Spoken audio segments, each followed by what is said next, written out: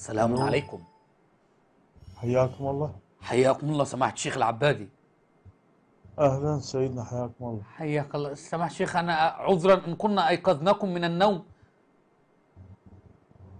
نعم تفضل. حياك الله شيخ، أنا موالي من مصر، وأحببت أن أنا أسلم عليك وصديق معك على الصفحة. حياك الله، مية هلا بك، اهلا وسهلا. حياك الله شيخ، هل أنت مشغول الآن؟ نعم. مشغول الآن؟ نعم الان. اي والله مشغول. طيب أعتذر جزاكم لك يا الله خير. شيخ، بس كنت أريد دليل على تنسيب الأئمة الاثني عشر من القرآن بما أن حضرتك مشغول. اي والله ان شاء الله من يصير مجال. والله في مجال الآن، قول لي بس الآية كذا أقرأها الآن، لأن والله معي الآن الناس جالسة معايا وكانوا ينتظرون من حضرتك الإجابة والله. ففي آية في القرآن الكريم على تنسيب الأئمة الاثني عشر. والله اعتذر ممكن تستعين باي شخص أستعين اخر يعني. بصديق؟ أستعين بصديق؟ نعم. ليه يا شيخ، هو أنت جوزك استعين باي قرضحي؟ شخص لا أنا عايز من حاليا. حضرتك دليل يا سماحة الشيخ، يعني لو في دليل من القرآن على تنسيب الأئمة، أصل كده يا شيخ حاليا أبناء العامة حاليا كده مشغول بيقولوا والله، لنا جزاكم أنتوا لا الله يوجد خير، عندكم جزاكم الله. أدلة. أفا سكر.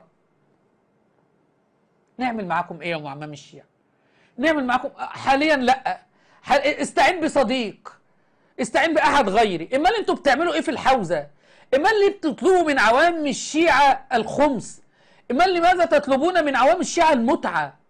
لماذا تأخذون أموالهم وتستبيحون نساءهم؟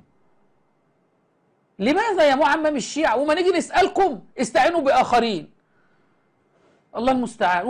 وماسك الولد اللي يشوفه ماسك الكتاب وفتحه كده في المكتبة، يعني أكني بكلم آية الله العظمى.